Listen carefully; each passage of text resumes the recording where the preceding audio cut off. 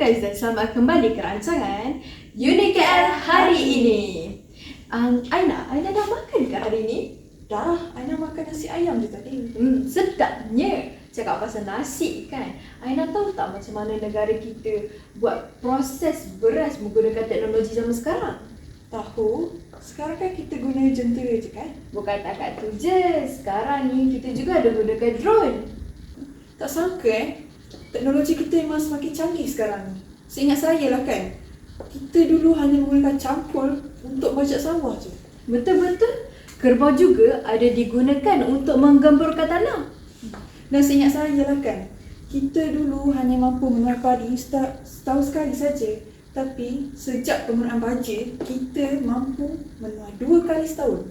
Wah. Okey, hari ini bersama kita terdapat seorang usahawati bernama Puan Lisa. Beliau merupakan pemilik syarikat beras Peacock Sendian Berhad. Dipersilakan. Saya nak tujukan soalan kepada Puan, boleh? Silakan. Okey, memandangkan kita telah memperkenalkan penggunaan drone di dalam sektor pertanian, bagaimana drone dapat membantu kita dalam pemantauan secara langsung, lebih-lebih lagi di dalam menjaga keadaan haiwan dan tanaman. Sebagai seorang peniaga dalam industri halal, saya rasa drone di ladang boleh memudahkan perniagaan kita dengan lebih baik. Ini membantu kita menunjukkan kepada pelanggan bahawa amalan pertanian kita mengikut syarat-syarat halal.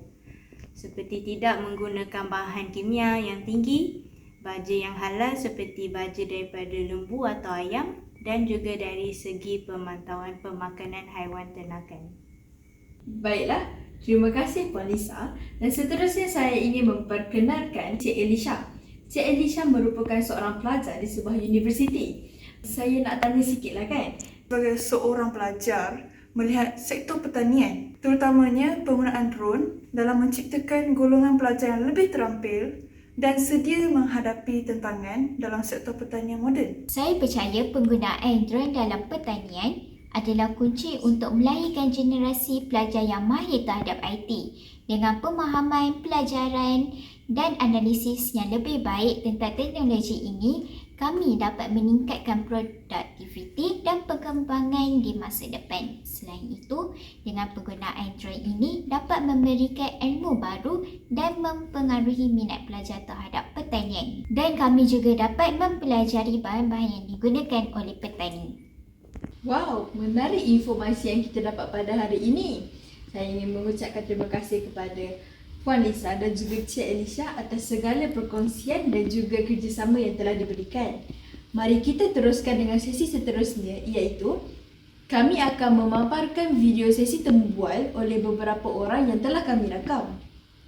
Assalamualaikum warahmatullahi wabarakatuh. Saya Dr. Fatihah Zika, pakar dalam agriculture, ingin memberikan pendapat saya tentang manfaat teknologi drone dalam sains. Pada pendapat saya, penggunaan drone dalam pertanian membuka peluang baru untuk pemantauan tanaman yang lebih tepat dan efisien.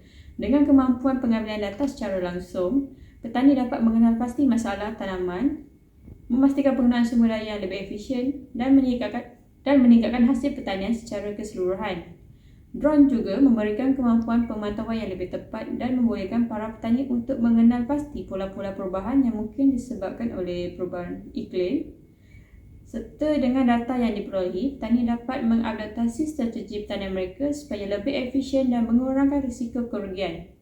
Assalamualaikum warahmatullahi wabarakatuh. Nama saya Dr. Anang Masuri Birani. Ingin berkongsikan kesan teknologi dalam sektor pertanian. Kebaikan teknologi drone dalam ekonomi kita adalah bagus untuk student, untuk kanak-kanak dan untuk orang yang bekerja. Tapi terdapat kesan buruk juga. Salah satu sebabnya adalah kos yang tinggi dan perlukan penyelenggaraan yang kerap kerana drone ini tak ramai orang mampu untuk beli. Itu saja daripada saya. Terima kasih. Drone pertanian ini ialah kenderaan udara tanpa pemandu pelbagai fungsi yang kebanyakannya digunakan untuk mengoptimalkan hasil, pemantauan dan memerangi penyakit dan perosak tumbuhan dalam operasi pertanian. Penggunaan drone ni memang sangat membawa kebaikan lah kepada para petani. Yang pertama, dia pemantauan tu dia jadi lebih efisien sebab drone ni dia membolehkan petani memeriksa tanaman dengan cepat dan secara terperinci tanpa melakukan pemeriksaan manual yang sangat mengambil masa. Namun dalam baiknya tu adalah juga beberapa keburukannya, dan yang paling utama ialah kos lah. Kos yang tinggi untuk membeli peralatan drone ni dia boleh menjadi satu cabaran bagi petani, terutamanya bagi petani yang berkurang berkemampuan. Dan juga keterbatasan teknologi bagi mereka yang mungkin memerlukan latihan tambahan untuk menggunakan secara efektif, kerana penggunaan drone ni dia memerlukan latihan dan pemahaman yang sangat mendalam. So, petani perlu belajar cara mengoperasikan dan menganalisis data yang dikumpulkan oleh drone yang mungkin memerlukan pelaburan masa yang agak banyak. Okey, itu sahaja daripada kami. Marilah kita menutup forum ini dengan melihat sebuah video tentang penggunaan drone dalam sektor pertanian.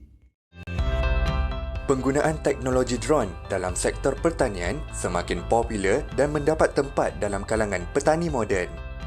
Teknologi ini penting bagi memastikan pertumbuhan ekonomi pertanian mapan untuk merealisasikan salah satu matlamat pembangunan negara, iaitu meningkatkan status pendapatan petani dan usahawan tani.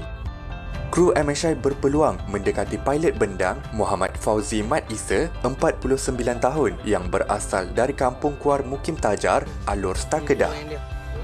Dia yang lebih senang disapa Abang Tan berkata, dengan modal wang simpanan RM27,000, dia membeli drone yang direka khas ini 3 tahun lalu untuk memudahkan kerja menabur racun di petak sawahnya.